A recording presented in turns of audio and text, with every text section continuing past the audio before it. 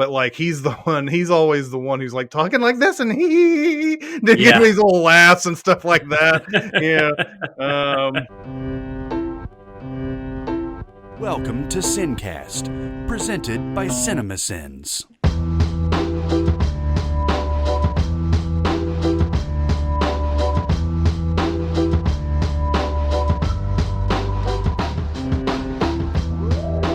All right, everybody, welcome to the SinCast. This is Chris Atkinson from Cinemasins, joined by Jonathan Watkins from Cinemasins. Hello, hello. Today, we're going to be doing a mini-pod on... Lovey Pod, Birdie Pod, I don't know. I don't know what to call this either. It's either one of those works, probably. Of the Lovebirds, a movie that was slated to come out in, I believe, April... in theaters, and first whatever that first weekend of April was, like April 3rd or something. Yep. Yeah, it was supposed to come out then, and then something happened. Maybe you guys can tell me what happened. It looked for distribution, and I guess Netflix snapped it up, and it's on Netflix. And so what I guess the immediate thing that I thought of when I saw the trailers for this was that this is basically date night again. And it really is. It very much is. Which is interesting because we did the date night Cinemasins video, right? Like I think that was supposed to kind of tentpole this, not really knowing that how much of a date night movie this was going to be. It was the date night came out in the video for that came out in late March, so we were setting that up for that. We had basically we set up our schedule and just didn't deviate from it once everything changed. So a lot of people probably were like, "Why date night?" It's just because the Lovebirds was supposed to come out. Yeah, it weirdly kind of worked out. It was the 10-year anniversay of date night, though, right around that time. So I was we'll just go with that. It was 10-year anniversary. Yeah, 10-year anniversary. That works too. But I guess the only real difference here is that they're not married in this movie. Although they're in a relationship that's lasted long enough that they are almost that way anyway. So, and it still follows the. It's kind of a mistaken identity in the sense that they think that they're going to be accused of murder and all that stuff. Although that's not date night's not murder, but it's a crime. They get involved in a crime when they're in a weird state in their relationship, and they're on the run trying to figure out what's going on. I mean, and there's other movies like this. Like you think of something like Bird on a Wire, or I don't know. I mean, there's even something like Game Night, or there's a lot of. This is a pretty common trope, and this movie really, really leans into those tropes. It does. I'm trying to think of. First off, I think there are funny moments in this movie. I just don't know how well it all pulls together. I watched this movie twice. I just happened to have the time to like fit a second viewing in and everything, and I'm not sure there's anything in this movie that makes me go, "Oh, it's this scene." Oh, it's this one. Where I know I'm gonna see or hear something really funny. It's a nice runtime though. Talk about watching it twice. It's for sure 87 minutes or whatever it is. Yeah, it runs by really quick. That is a big plus. And then I think I love Kumail Nanjiani and I love Issa Rae, and I want them to have huge careers, and they're great in this and everything. And I'm glad that they're getting a big movie. But there's other people in here that I wish they would use more, like Anna Camp, who is just disappointing. Who's just like the best, just absolutely the best, and just give her something more than this. I mean, even in the Pitch Perfect movies, they sort of reduced her to a cameo character in that. And I'm wondering what's going on with that. Yeah. She's great. If you go back and watch the first Pitch Perfect, I mean, obviously Anna Kendrick is the star, is the headliner there, and then I Mm-hmm. guess Rebel Wilson obviously has some still scening moments, but I think she stands out after, definitely after that. And then, yeah, like you said, in the sequels, they didn't really use her. They did the same thing in True Blood. She was a really interesting character in True Blood, and then they Mm-hmm. brought her back, and she wasn't. Yeah. Yeah, I just people don't really seem to know how to do what to do with her, I and don't it's know. unfortunate because she's got chops for sure. Mm-hmm. And even her, the husband, the guy who plays her husband in this is, Kyle Bornheimer. yeah, and he's another one of those nobody knows how to use him. He's been in like I don't know how He's many been in a sitcoms. million sitcoms. The first time I saw him, he was in some commercial. There was a series of commercials he was in that I can't remember what they were, but I remember him being Uh, really funny in them. And then suddenly he was in sitcoms and stuff. I was like, oh, that dude from that commercial. And God, I wish I could remember what that commercial was now. But yeah, he's been in 1,000 sitcoms that yeah, they have all last failed. like a season. Yeah. And he's a guy they show briefly in this. It's like there's another guy that could definitely use Yeah. some more screen time. Um, uh, is it what is his name? Paul Sparks is great. He's if you've ever watched Boardwalk Empire or House of Hmm. Cards, he's also on what's that horror series that what is it? Uh, you know it because you've seen it. I'm sure I have. Hold on one second. Let me. Castle Rock. He's on Castle Rock Oh as yeah, yeah, well. yeah. Oh yeah, he's Ace Merrill. Yep. Yeah. So that guy is really good too. But anyway, I know in a movie like this, you've got two leads, and you're going to let the lead, take up everything. I just wish there was more use of the other But characters. and I agree, and I think like if you look at something like Date Night, which Date Night was by no means breaking the bar or anything. I mean, it was given a very standard plot line just to get Steve Carell and Tina Fey into hijinks, and they're great together as well. But Mm-hmm. there are some fun supporting characters in that movie. You Mm-hmm. and some interesting stuff going on in the background. I don't think you have that as much here.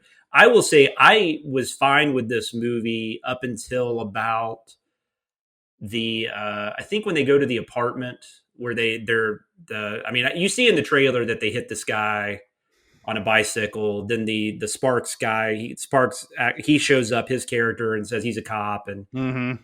he needs to take over the vehicle. And then he ends up running over the guy and killing him. And then so Mm-hmm. they think they're going to be accused of murdering this guy, and so they're on the run, and they go to this guy's apartment. They think they'll find something there, and that scene was where I started losing interest. I don't know. Up to that point, I felt like Nanjiani and Ray were everything was kind of a natural progression the way it was moving forward, and they're so good together. But then it started getting a little more contrived as it went on, and then they go to the dinner party, and that was Mm-hmm. even less funny. Yeah.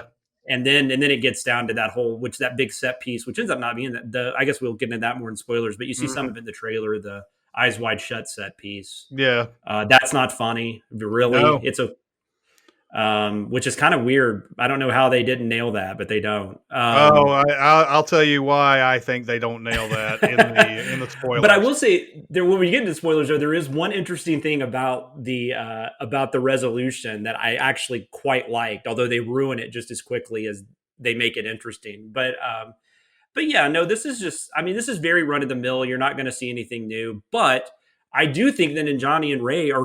It is Ninjani, right? I'm saying that right. Yeah, I think so. Oh, okay. Nanjiani and Ray are so good here, and I'd never seen Issa Rae. Yeah, I, she's I great. heard about Little. I heard Little wasn't a good movie, but she was amazing in it. I never saw it, and I think is she like on a Showtime show or She's on something? HBO. It's a show called HBO. Insecure, and it's really good. Yeah, I'm gonna check that out now for sure. Yeah, I haven't watched any of the new season, but I saw the last couple, and she's great. She started off on YouTube. The Misadventures of Awkward Black Girl Yes, is the I thing that remember was hearing on about that. YouTube, I believe. Um, but that's what sort of got her start, and then she went on to Insecure, which is, yeah, like I said, Insecure is really fun. If you want to see like just she's just a dynamo. The way she reacts, and her facial expressions are just priceless. Yeah. So it's no surprise that people want to use her in a lot of movies lately and everything. So yeah, so what are we going to grade this? It's tough because I do think there's just enough enjoyable in here to make this a C plus, I would say.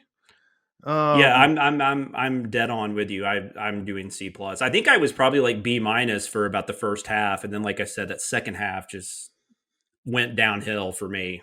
Yeah, yeah. I was the same way. Like the movie demands that they be on the run the whole time so that they can quote unquote clear their names, but like the reasoning behind it just seems, I don't know, it just seems faulty to me. Like Mm-hmm. it just, I feel like I don't know. I understand why they do what they do. It's just that it leads to some situations that I'm like, there's no Mm-hmm. way you guys would act this way. But they're great. I mean, they're, like we've said over and over. I mean, they're the only reason to watch this movie. Yeah. Even though there are some good actors that aren't them, but they're just not used well. And other than maybe Parks, and which I think his interesting thing is that I guess he's mostly dramatic crime type stuff. He's usually not. He usually doesn't do comedy, I guess. Well, in Boardwalk Empire, he's pretty close to comedy because Oh, cool. he does. I mean, it's still drama, but like Mm-hmm. he's the one gangster in that I'm sure he's based on somebody real. I just don't know who it is.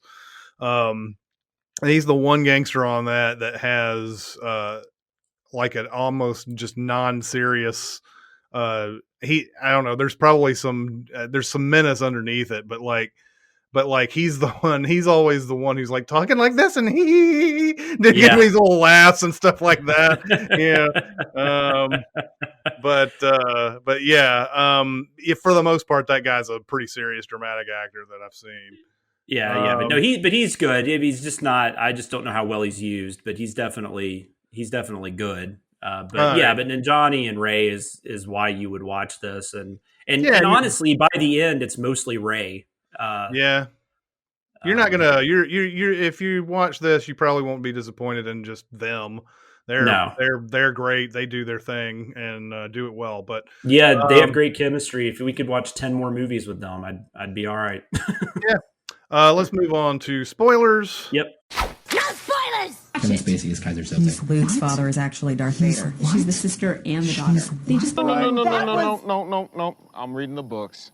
So yeah, I guess one thing about this, you brought up the Eyes Wide Shut thing. Yeah. I don't know if the movie was trying to get us in this they were trying to whip up this potential that they would get called down to the orgy that happens afterwards. Yeah. I don't know if they were just doing that to pull the rug out. I don't think they were. I think that they wanted them to riff on this whole thing while it was going on, and it felt like they barely got enough stuff that they wanted to use in that. It felt like the whole thing was for them to riff on it, and they didn't really get to riff on it. They had like a couple of moments in there. Like I just know that there's no way that a lot of that stuff was written. And they were just trying some things. And then by the end of the cut, there's like 4 or 5 things they put in this thing before the cops show up. But Well, and you have a random comment made early in the movie about orgies that was kind of weird, and you're just like, well, that was like, why are they talking about orgies right now? But then it ends up being kind of funny because he's like, well, you're describing a gangbang, and I'm yeah, describing an orgy. But then clearly that was foreshadowing for but for this scene. one of them should have been called. One of them should have been called to Yeah, go for into the sure. orgy. That should have been. I mean, and they didn't even have to. There didn't need to be nudity or anything. It could have just been. Yeah. It's just one of them gets caught up there, and then it starts getting crazy, and they're broken up. So it could easily just have gone a number of directions. I sit there and I think about, like, in Zoolander where they're making fun of Christine Taylor for not having sex for a really long time, and Yes. then it turns into that threesome, and it is the most bonkers threesome that you could come up with, and even some like Tibetan monk shows up in it at some point. Yeah, and this was kind of funny at first when they started showing, when they got down, because they clearly couldn't show, they weren't going to show nudity or anything, but it was kind of funnier the way it was. It was like all from the top, and everybody's just touching each other and shit. Yeah, but then, like you said, then it just ends, and yeah. and there's really nothing. And I will say they left out the dialogue from the trailer that I hated. I think I mentioned this when I did a SinCast with you guys about where she called it Handmaid's Tale. Handmaid's Tale. They left that out, I believe. I didn't remember hearing that. She said it's Illuminati, and that's right. That just goes to further to my point after that was they went through a whole bunch of different takes on that line, and they may have even said Eyes Wide Shut, but they may have not wanted to say Eyes Wide Shut because of getting sued for some reason. Yeah. And so I think they went through a whole bunch of stuff, and one was Handmaid's Tale, which is weird. It was weird they just threw that in the trailer. They might as well have just used the Illuminati one.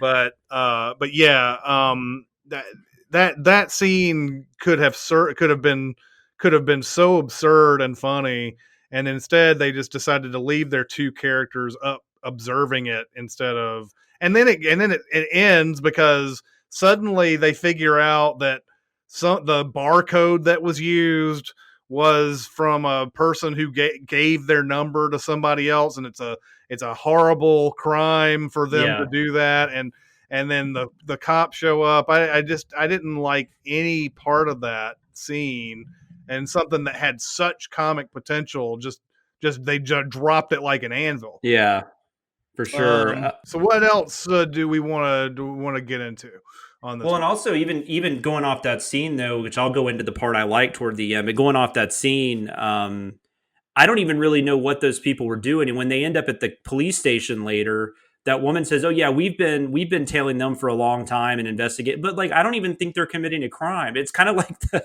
Scooby-Doo thing. Like, are they really doing anything? Yeah. Other than they're getting blackmailed. Which ends up being the whole plot. But the one thing I liked about so we talked about earlier where they hit a guy, and then the Parks character shows up and he's like, I'm a cop. I need to take your vehicle. He ends up killing the guy and then runs away. So they're like, oh, he's probably not a cop. Of course, right then he's a fucking cop. Him being a dirty cop is like not a surprise at all. But while they're on the run, they keep getting called by the cops and they're ignoring the phone call. And then when they get to the police station, they're like, they've got their stories ready and all that kind of stuff. And I just assumed this was going to be one of those dumb things where they're, overacting and, blaming, like taking the blame for themselves and all that kind of bullshit. But it ends up being the cops were just trying to get them to come in so they could protect them, so they could use them as witnesses, because she's like, no, there was like a ton of street camera, like traffic cams. Like we know you didn't do it. And I've never seen that before. Like I couldn't think of a time I had seen that before. Maybe there is a movie that does that. Yeah. But I just remember thinking like, oh, well, that's interesting. Then they immediately ruin it, pretty much. Yeah.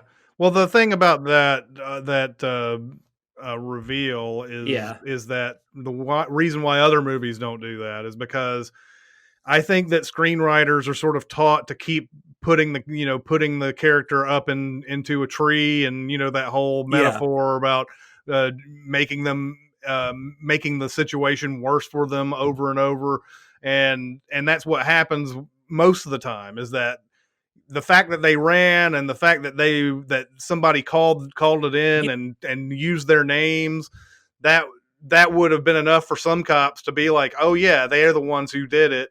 But in this one, they didn't do that. But you're right. Immediately, they ruin that whole thing. Yeah, because first off, they start going on this unfunny riff where they're confessing to other crimes like selling edibles and shit like that, which was dumb. And then, that was not good. And then they end up in the cops driving them home. And then I don't know how they wouldn't have seen the cop that got in the car with them in the first place, by the way. Yeah. That super confused me. But it ends up being Paul Sparks. Right, and they managed to get through a whole, but they've driven pretty far, and then they get into that whole conversation just so that when Issa Rae says, "I wonder who called the cops," Yeah. and he can turn around and say, "Ta-da! It was me the whole time," even though he could have easily just gone ahead and done that a long time ago. Although it was kind of funny when Kumail Nanjiani's like, or maybe it was Issa Rae was like, but they said they got camera footage. He's like, oh no. He's like, that shit, you can't tell who that is. Yeah, it's grainy. Yeah. Yeah. I can't remember. He said it was as grainy as, what did he say? But yeah, he says it's grainy. They can't see it, whatever. The biggest thing for me towards the end, I generally hated the entire ending. Yeah. He uses these wire ties to tie them up while they're in the car so that he can go and look for a boat, I guess, and leaves them there. And then Issa Rae is able to get one of those cigarette lighter things in the car to depress, and then they get the cigarette lighter thing, and they're somehow able to burn the wire ties off. I didn't get that. I felt like there's no way that would have happened. Like they put them back on. Yeah. And then there's a whole thing too where they turn the tables, and they end up shooting. They call him Mustache all the way through this. They don't know his name. They shoot Mustache, and he falls over the side of the boat and into the water. Of course, he has one more villain jump scare type of thing where he comes back out. And then they hit him, and he goes down into the water again. Cut to, they've got the suspect in custody. He's not dead. Did they drag him out of the water? He was in the water. Yeah, I don't know. It's crazy. They said they were just lying down on the boat and talking about their relationship while dude was in the water.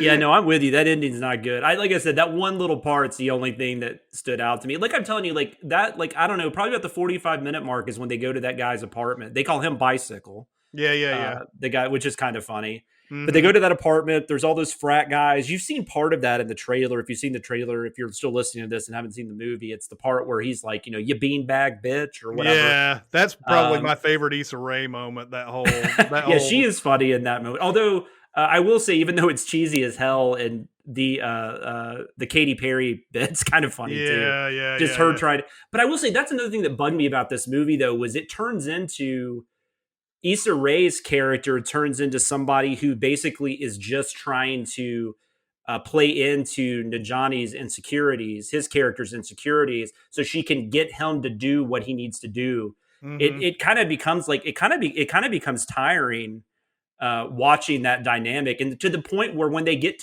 back together at the end of the movie, even though they have a lot of chemistry, I was like, bullshit. Yeah. I was like, you guys have done nothing to prove to me that you should be back together. You seem like a really terrible couple. Yeah, the movie doesn't start. The movie doesn't start off on a good note for me either. Like I mean, the fact that they basically met on a one night stand type of deal, mm-hmm. and then they they're in their honeymoon phase and all that, and then 4 years later, they're having an argument, and I guess this is relatable. Like arguments start out of something stupid, but the argument is that she said that they could win the Amazing Race, and that he said that they couldn't. I was just like, I understand the arguments come out of stupid things, but that's bottom of the barrel stupid. Oh, it definitely is. And I should go back. I said they're not terrible. They're not a terrible couple, but they do seem like two people that probably would not last. And I didn't see anything in that night when they had just broken up. Like, they're literally break up right before they hit the guy. I mean, it's one of those. Mm-hmm. It's one of those big comedy moments. I will say, but all that leading up to that, although like you said, the argument itself is silly. They play off each other really well. There's that whole bit about he's like, I thought we were going to have sex later, and she's like, oh, that's really sexy, just planning sex, and mm-hmm. and then they get into the orgy conversation. Yeah. She said, and he's like, just tell me what you want me to do to you, and I'll make it happen. And she's like, planning for sex is not freaky. That's not freaky. Yeah, that is the antithesis of freaky or something right. like that. I think well, go ahead. Go ahead. No. I was just going to say, and then they're in the car after that, and they're talking about, I don't know, is this what you were going to talk about, the guy at the party? No. Oh, they're talking about there's some IT guy that's going to be at the party they're going to, and he makes the which this is the best like joke that lands, is he makes a comment that he steals all of his, everybody thinks this guy's funny. Yeah. And Kumail Nanjiani says he steals everything from Cat Williams. And Right. then, like, when they call them at one point from the party because they're wondering where they are, and you hear that guy in the background doing a Cat Williams bit. Yeah, and it's just he's doing really that same random. one. Yeah, exactly. And it's just so random. I love stuff like that, and in comedies, and there's not enough of that in this movie. Yeah, you're right.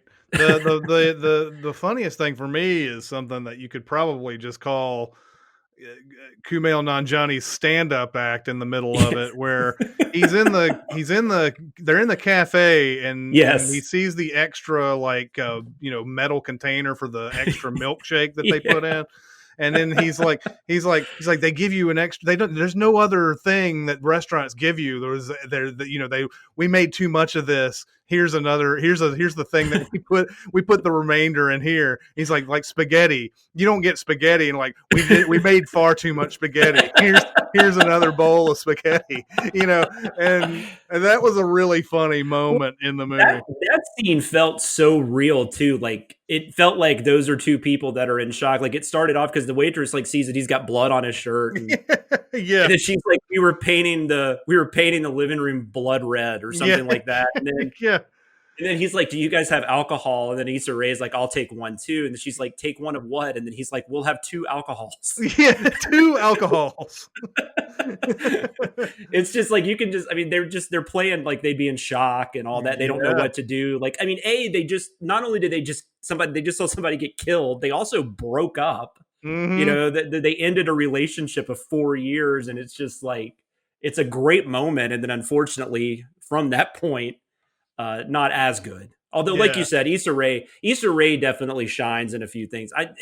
Her expressions are so awesome. That fireworks scene. The only reason that works is because of her. Mm-hmm. She completely sells that scene. There's a Drake video that came out a couple of years ago that had all these women in it. It had Olivia Wilde. It had Emma Roberts. It had. Is it Tracy Ellis from Blackish? Tracy Ellis Ross or whatever. Tracy Ellis Ross, yeah. It had all these women in it and everything, and Issa Rae was in it, and none of the actors in this video do anything. They're just kind of there, and they're either dancing or they're reacting to stuff. And she's a standout in that video just because of the little expressions she makes in the video. So I'm really hoping at some point she finds that moment where just everybody loves her. I think this was a good idea. I don't know. They probably would have done decent at the theater, and I don't want all these to keep going to us talking about theater, but I think it probably would have done well. I think that's a perfect time to release this kind of movie. Mm-hmm.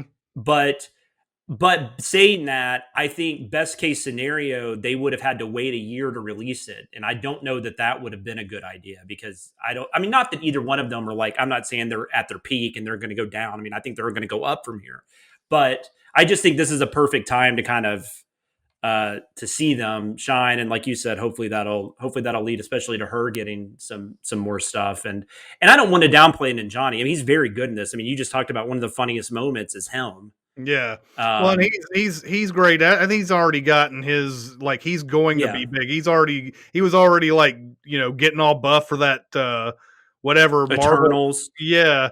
And he was in Men in Black International, which, that's not a good movie, but it's a big movie. Yeah. And it was his voice, but it wasn't that's true. But he had a good run on Silicon Valley and everything. Mm-hmm. So, I think everybody sort of knows him. I don't know if everybody knows Issa Rae. Yeah, really, at this point. Yeah, I knew who she was just because I knew she was on that show, the HBO show, but I hadn't watched it. And I knew she was in Little, but there was just nothing about Little that really interested me. And I heard it wasn't good except for her.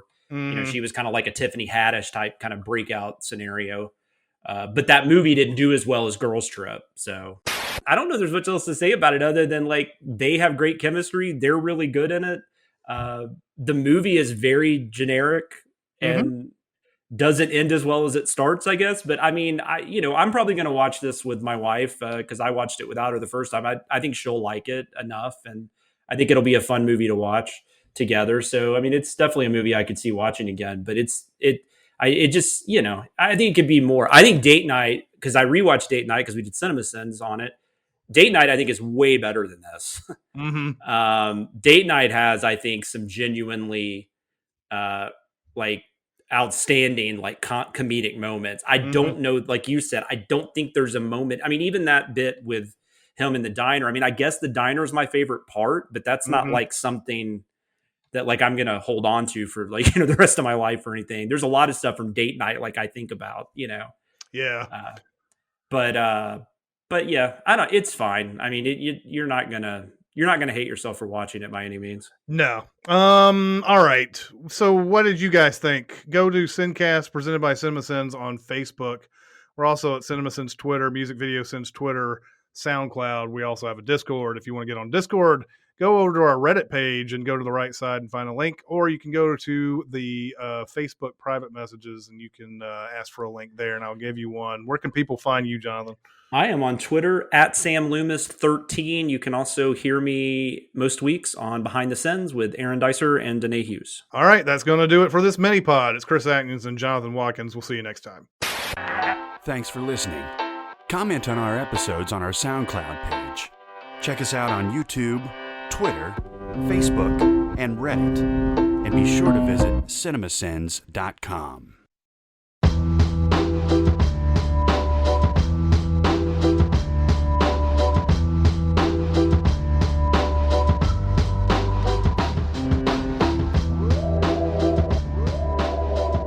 I guess we could have done Nanjiani pod or Issa pod or something. Oh, yeah, could have.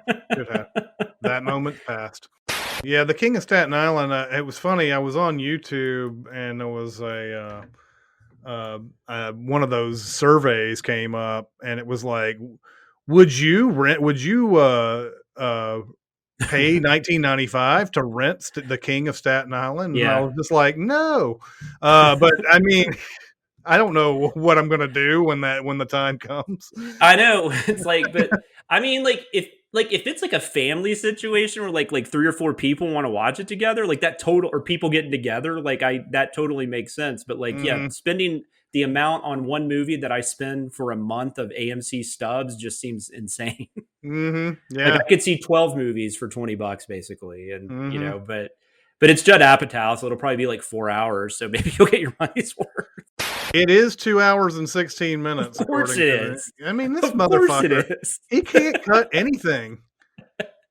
What is his deal? What? I mean, I don't know. Comedies and horror movies, with very few exceptions, should be 90 minutes or less. Like 90, like I think 88 minutes is like perfect. Yeah, it is. Was it Funny People? How long was that? Was that the same length? I think it's really long. It's 2 hours and 26 minutes. Jesus. I don't know what Trainwreck was, but it seemed like it was long. I think it was 2 hours. And Bridesmaids is Paul Feig, but it's still Apatow produced that, right? It's long. Yeah, but I wouldn't count that one. It's directing is where he gets that. But the sequel to 40-Year-Old Virgin is, Knocked Up is long as hell. Yeah, Trainwreck is 2 hours and 5 minutes. There's no way that movie should be that long. I feel like Apatow probably in his life, with all the TV shows and the sort of the he kept having those failed TV shows. And he when he finally got around to directing, he's like, you know what? I'm tired of people cutting things, so I'm just he just went ahead and just like he keeps it all. And there's some things that he really needs somebody to go in and tell him, okay, this is kind of funny, but it makes your movie longer. Just put it in as a deleted scene. Wow, this is weird though. This is 40 is 2 hours and 14 minutes. He seems to live in that era, like the 214, 212, 216. Yep. All of his movies are long. Knocked Up is 2 hours and 9 minutes. Yeah, all of them. They all have stuff in it that could probably have been cut, but he left in for whatever reason. Like, well, if it's even mildly funny, we'll keep it in. Yeah, and he does cut stuff too. I mean, that's a crazy thing. Like, I can't even imagine how much he shoots because, like, I know 40-Year-Old Virgin had a lot of outtakes. I don't know if the other ones do actually because I haven't paid that much. But I remember 40-Year-Old Virgin had like long like dialogue scenes that were just taken out, and you're just like, why? Like, Yeah. was this ever shot? But whatever. That's the only one that's under 2 hours. Is 40-Year-Old Virgin. Man, there you go. Maybe that was his hit though, right? That was like got him to where he could do other stuff. So yeah, maybe after that he was like, I'm doing what I want. Yeah, yeah. Funny people though, like an hour and 45 minutes of funny people. That's a great movie. Mm-hmm. Like I think there's an hour and 45-minute amazing movie in there, but the way it is, it's. They did that stupid thing where Adam Sandler is like, "Oh, you might have cancer," and then like 10 minutes later, "You don't have cancer." They made the whole movie about that, and then turned it on its head. Right on. Yeah, right on. There you go. Well, we all have stories.